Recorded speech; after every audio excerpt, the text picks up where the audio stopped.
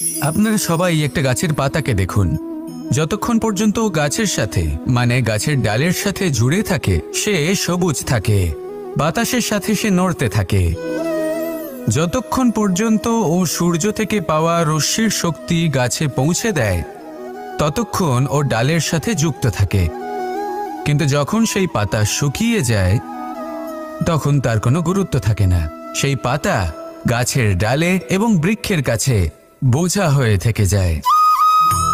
এবং এমন এক সময় আসে যখন সেই ডালটি শুকনো সেই পাতাকে পরিত্যাগ করে।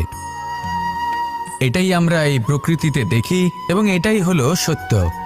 আর এটাই আমাদের জীবনে খুব বড় একটা শিক্ষা।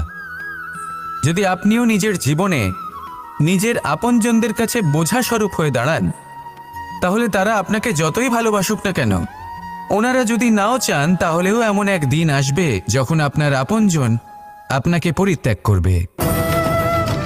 সেই জন্য সবসময় আত্মনির্ভর হয়ে ওঠার চেষ্টা করুন, নিরন্তর পরিশ্রম করতে থাকুন, কারোর উপর বোঝা হয়ে থাকবেন না, বরং তার সাথে মিলে দায়িত্ব পালন করুন। এমনটা করবেন তাহলে আপনার সম্মানও বজায় থাকবে এবং সম্পর্কের মধ্যে আপনার মূল্যও বজায় থাকবে। আসুন আর আমার সাথে ভালোবেসে বলুন, রাধা রাধা। প্রেম 2.5 অক্ষর, মাত্র 2.5 অক্ষরের এই শব্দ প্রেম, এর মধ্যে ত্রিলোকের এবং সমগ্র ব্রহ্মাণ্ডের বীজ নিহিত আছে। এমন কি আছে যা এই প্রেম করতে পারে না? যেখানে শক্তি এবং বিদ্যা প্রয়োগ করে আপনি কিছুই করতে পারবেন না, সেটাও প্রেম দ্বারা অর্জন করা সম্ভব। প্রেম চাইলে পাথরেও ফুল ফোটাতে পারে। প্রেম চাইলে ন্যাড়া পাহাড়ের বুক চিরে নদীপথ তৈরি করতে পারে।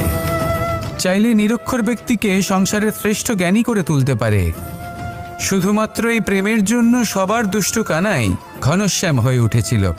শুধুমাত্র এই প্রেমের টানেই ত্রিলোকের স্বামী দ্বারকাধীশ নির্ধন সুদামার পদসেবাও করেছিলেন। এই প্রেম হলো সংসারের সবথেকে বড় শক্তি। এই সংসারের আধার হলো প্রেম। এমন কিচ্ছু নেই যা এই প্রেমের পক্ষে সম্ভব নয়। যেখানে বিদ্যা এবং শক্তি সাহায্য করতে পারে না, সেখানে এই প্রেম আপনাকে জয়ী করে দিতে পারে।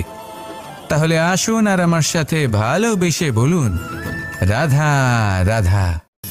মানুষের এই জীবন, মানুষ জন্ম নেয়, একটা নির্দিষ্ট সময়ের পরে এই সংসার ত্যাগ করে চলেও যায়। এবার শুধু এটাই আবশ্যক নয় যে এই জীবনকালকে আপনি যাপন করবেন, শুধু এটাই গুরুত্বপূর্ণ নয়।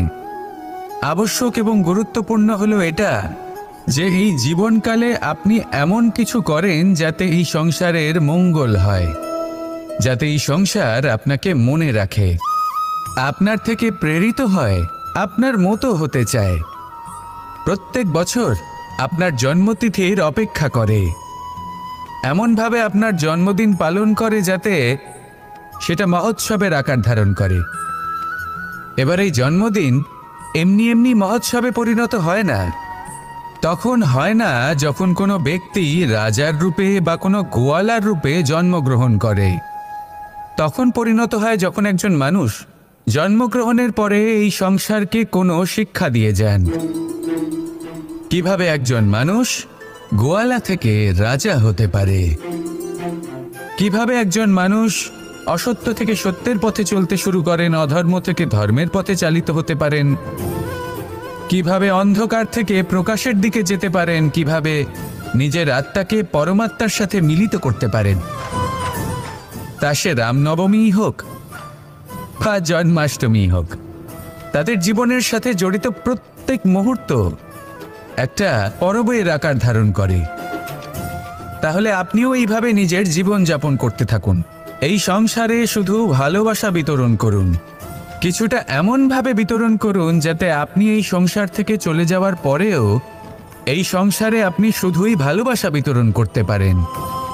যদি আপনি এরকম করেন, সংসারকে প্রেরণা দেন, তাহলে আপনার জীবনও রাধা কৃষ্ণের প্রেমের মতোই অলৌকিক এবং দৈব হয়ে উঠবে।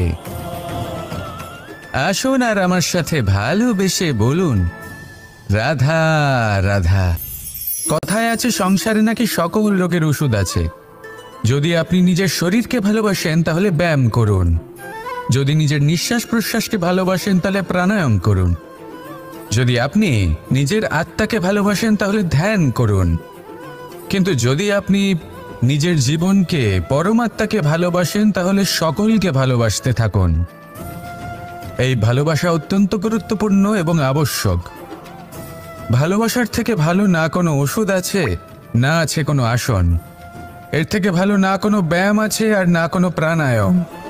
এই ভালোবাসা বড় বড় সমস্যারও সমাধান করতে পারে। ভালোবাসা বড় বড় বিপদকে আপনার থেকে দূর করতে পারে।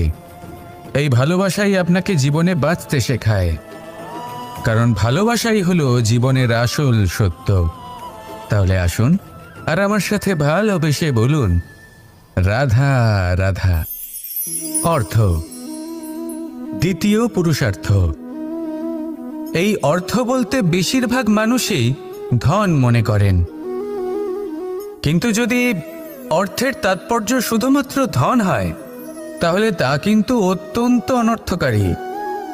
তাহলে অর্থের অর্থ কি? অর্থ সেটাই যা আমাদের জীবনের জন্য প্রয়োজনীয়, যা আমাদের সুখ দান করে, শান্তি প্রদান করে, কারণ সেটাই সবথেকে মূল্যবান।